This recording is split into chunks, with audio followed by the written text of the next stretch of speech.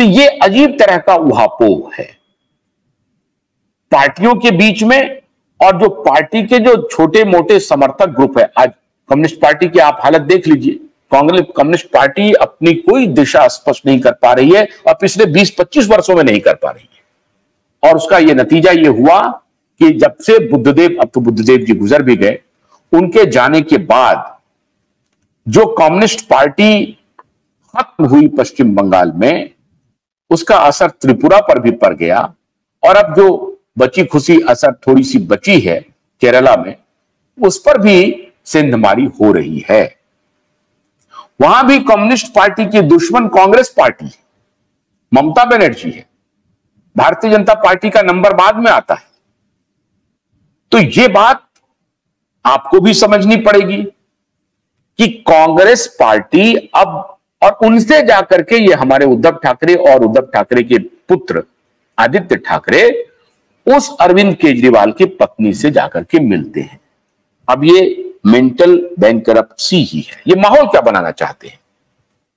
Arvind Kejriwal jail से सरकार चला रहे हैं, रोज पत्र लिख रहे हैं और उनके नेता कह रहे हैं अभी 15 अगस्त को फ्लैग होइस्टिंग के लिए, झंडोत्तोलन के लिए उन्होंने कहा कि आतिशी मर्लिना फहराएंगी। एलजी ने कहा कि नहीं, वो गहलोत जी फहराएंगे क्योंकि वो होम मिनिस्टर हैं।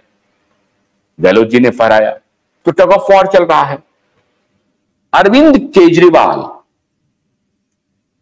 उद्धव ठाकरे, ममता बनर्जी, स्टालिन, इन सब में आपको एक रूपता दिखेगी और वो एक रूपता है निर्लज्जता की पराकाष्ठा। कौन अधिक निर्लज्ज है यही आप डिफाइन नहीं कर पाएंगे। कभी आपको लगेगा कि उद्धव ठाकरे निर्लज्ज है, कभी आपको लगेगा कि केजरीवाल निर्लज्ज है। अच्छा, इसके आधार पर मेरा कोई व्यक्तिगत दुश्मनी तो है नहीं इन नेताओं से, कोई दुश्मनी नहीं है व्यक्तिगत।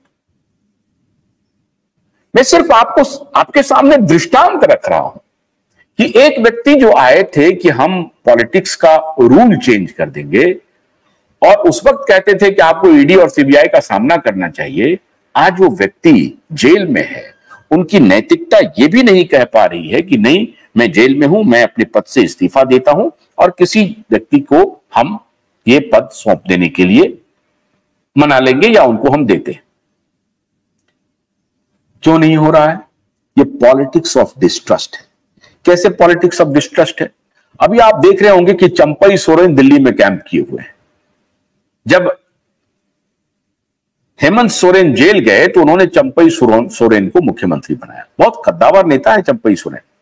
और अब चंपई सोरेन को जिस प्रकार से उन्होंने अपमानित किया, बेइज्जत किया, मतलब ये लोग कुर्सी के बगैर, एब्सोल्यूट पावर के बगैर रह ही नहीं सकता है। ये इस प्रकार का ब्रीड है। उद्धव ठाकरे या हेमंत सोरेन या अरविंद केजरीवाल अगर बाय हुक एंड क्रुक किसी प्रकार से सत्ता पा ली तो मुख्यमंत्री के कुर्सी के बगैर नहीं रह सकता है। आप कल्पना कीजिए, अभी इलेक्शन होना है झारखंड में, अगर हेमंत सोरेन चंपई सोरेन को मुख्यमंत्री बनाए रखता तो क्या गुजरता। लेकिन नहीं, डर है कि साहब आने वाले दिनों में क्या पता हमारी सत्ता नहीं आएगी, हम वापस लौट के नहीं आएंगे, तो ये जो 4-5 महीने हैं ये भी हम मुख्यमंत्री रह रहे हैं। इस प्रकार के निकृष्टतम विचार के व्यक्ति भारतीय राजनीति में फल फूल रहे हैं। अब ये देश के दर्शकों को, देश के मानस को अपना मन बनाना पड़ेगा, देश को सोचना पड़ेगा कि जो व्यक्ति इतना अदूरदर्शी हो, इतना स्वार्थी हो कि क्या पता 5 महीने के बाद हमारी सरकार रहेगी कि नहीं रहेगी, इसलिए जिनको हमने अपना खड़ाव दिया था उनसे खड़ाव ले लें और हम मुख्यमंत्री बन गए। और अंततः क्या हुआ? क्या चंपई सोरेन ने बगावत कर दी। यही हाल नीतीश कुमार ने किया था किसी जमाने में, जो कि स्वार्थ, अपॉर्चुनिटी, अवसरवाद का सबसे बड़ा सिंबल देश में। बड़ा मुश्किल है। अब आप देखेंगे इन नेताओं को तो आप मुश्किल में पड़ जाएंगे कि कौन सबसे बड़ा अवसरवादी। केजरीवाल सबसे बड़ा अवसरवादी, या नीतीश कुमार सबसे बड़ा अवसरवादी, या उद्धव ठाकरे सबसे बड़ा अवसरवादी, या हेमंत सोरेन अवसरवादी। ममता बनर्जी को अभी इसमें तो नहीं है कि उन्होंने किसी को अपना खड़ाव दिया हो, लेकिन इन चौकड़ी की देखिए, ये वही लोग हैं जो अकूत अवसरवादी हैं। अवसरवादिता की पराकाष्ठा को इन सब ने लांघ लिया है।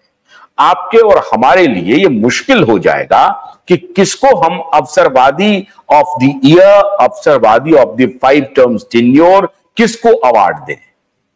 हर एक दूसरा ऐसा लगता है कि एक दूसरे को मात दे सकता है अवसरवादिता में। तो उस अरविंद केजरीवाल की पत्नी से मिलने के लिए चले गए उद्धव ठाकरे।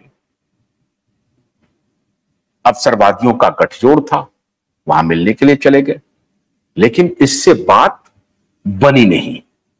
अब उद्धव ठाकरे का चाल कामयाब नहीं हो रहा है। उद्धव ठाकरे ने कहा कि आप दोनों जिनको सेलेक्ट कर लेंगे हम उन्हें समर्थन कर देंगे। वो दोनों सेलेक्ट करेंगे ही नहीं। अब ऐसी स्थिति में बाप बेटे की का तंबू कैसे डूबा है, इसे समझ लीजिए। अब हलचल मच गई। पहली बात, बाप बेटे ने सरेंडर कर दिया कांग्रेस के सामने और शरद पवार के सामने। मतलब हार मान ली कि अब मेरे हाथ में कुछ नहीं है। सारी कोशिशें कर ली, अभी मुक्तेश्वरानंद को भी बुला लिया, धर्म के भी शरण में चले गए, झूठा मूठा पूजा पाठ भी कर लिया, हर काम कर लिया, लेकिन बात बनी नहीं। तो अब उन्होंने सरेंडर कर दिया और सरेंडर करके उनके दिमाग में यह चल रहा है कि ये दोनों जिसका भी नाम करेंगे तो दोनों के बीच में डिस्प्यूट होगा। वो चुनाव के पूर्व हम डिस्प्यूट कर दें ताकि अपना रेलेवेंस बना करके रखें। आप समझ रहे हैं बात को? अगर किसी एक चेहरे को एनसीपी या कांग्रेस पार्टी नामित करती है कि ये प्रोबेबल कैंडिडेट हो सकता है हमारा मुख्यमंत्री का, या ये हमारा चेहरा है मुख्यमंत्री का, तो उसके खिलाफ फिर ताना बाना बुना जाएगा और उसमें ये कोशिश करेगा कि ये खुद ताना बाना बुनवाने में लग जाए। अवसरवादी लोग हैं। उसके बाद ये सोचेगा कि अगर हार हो गई तो उस व्यक्ति पर ठीकरा फोड़ दिया जाएगा। गन्ने की कड़ी बुनियाद, जिसे मराठी में खुडक्या और कुछ उत्तर भारत के क्षेत्रों में खुटकी भी कहा जाता है, उसे केवल भोलानाथ का 2-in-1 बैटरी ऑपरेटेड हार्वेस्टर कम ब्रश कटर आसानी से और बिना रुकावट के काट सकता है।